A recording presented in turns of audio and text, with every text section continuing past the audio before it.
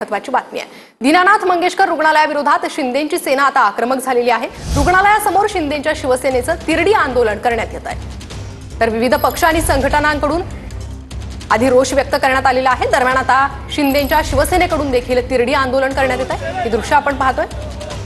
अधिक अपडेट या प्रकरणात घेणार आहोत आमचे प्रतिनिधी योगेश बोरसे यांच्याकडून। योगेश,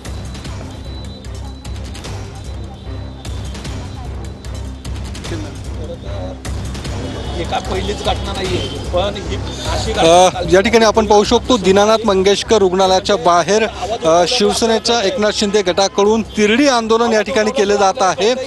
जोरदार अशी घोषणाबाजी या ठिकाणी आपण पाहू शकतो।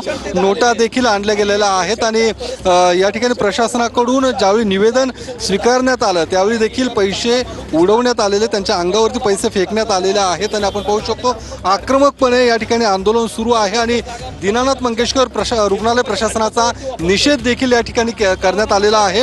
काय या ठिकाणी तुम्ही आलेला आहात, आंदोलन करतायत आणि दीनानाथ मंगेशकर रुग्णालय प्रशासनाचा निषेध करतायत? हे एक धर्मादायच्या अंडर चालणारं हॉस्पिटल होतं, याची ख्याती त्यामुळे होती। राज्य सरकारने त्यांना 1 रुपया सवलती मात्र भाडं त्यांना दिलं होतं गोरगरिबाची सेवा करण्यासाठी। हे आजची वेळ नाहीये। तुम्ही कोरोना काळात सुद्धा पाहिलं असेल, या हॉस्पिटलने 25-25 लाख रुपये घेऊन या ठिकाणी लोकांना उपचार दिले।